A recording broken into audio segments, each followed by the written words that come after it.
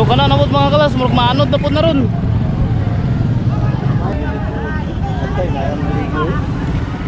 Hello mga kalars, asang laag nyo. I would like to share to you ang nahitabo kahapon sa Gakit Parade sa opening sa Gakit Festival sa Pulangi River, Valencia City, Bukidnon. To be honest mga kalars, this is my first time attending and witnessing this activity here in our city. But to my surprise and unexpected happening, nakakita jud ko sa Gakit na instead magdunggo lang doon sa stage kay nilapos kini og nibangga pa jud sa poste sa tulay. But before nato sugdan ang kaninga video, please follow me sa akong Facebook page and subscribe to my YouTube channel.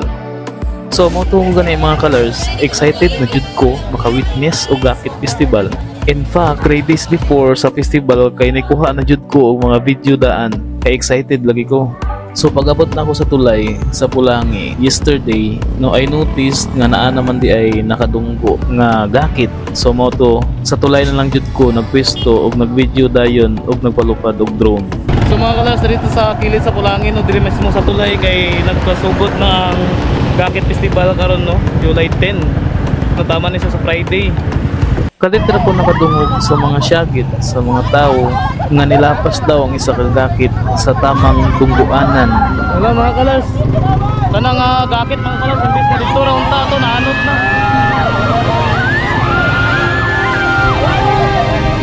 Napansin ako nga grabe lang paningkamot nga makuha ang pisi gikan sa Gakit aron mabira kini sa daplin, but di jud nila matabang.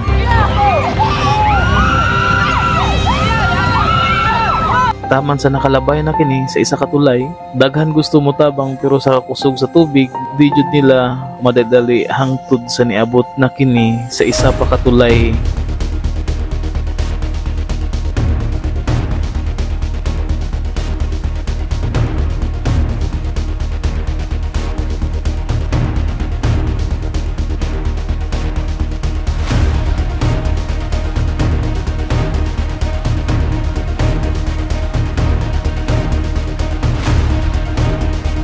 Og nibangga kini sa poste sa tulay og almost pagani nagtakilid ang Gakit. Apil ko naguol jud tungod kay nakita jud nako ang mga batan-on nga mga sakay niini paglabay pa lang nila sa una nga tulay. Na feel nako ang kahadlok nga ilang gibati sa kaning panahon.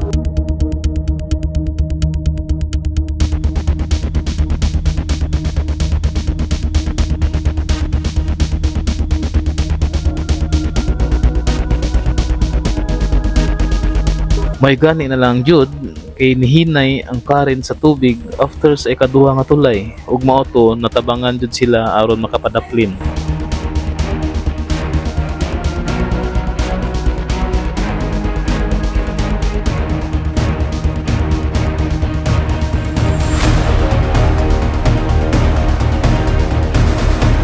But samtang gipabalik na ko akong drone sa akong gipistuhan sa una jud nga tulay, napansin na pud nako nga naa na pud duha ka Gakit nga sa tunga gid mismo sa river Galutaw.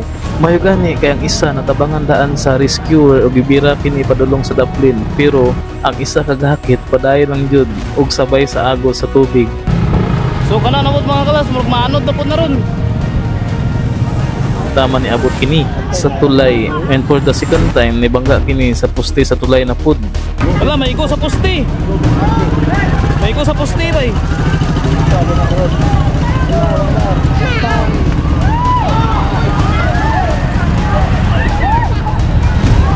Klaro kayo mga kalas, oh.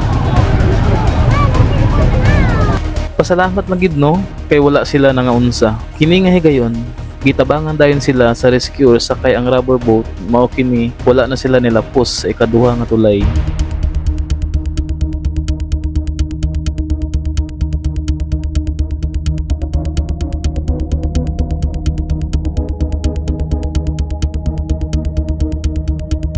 Grabe jud mga kalars ang experience. Apil ko naguol but still happy Japon kay walay casualties ug ang uban nga mga Gakit nakadunggo ug safe sa dungguanan. Despite sa nahitabo ay nairaos jud ang kaning opening activities nga happy Japon ang tanan. At ang mga kalars ang tibuok nga video jud ani diri sa YouTube ug sa atong Facebook page. Kauban ang mga banggiitan ug mga bibo nga akong mga amigo nga vloggers diri sa Valencia ug Bukidnon. God bless and amping ta kanunay mga kalars. Ay, boss,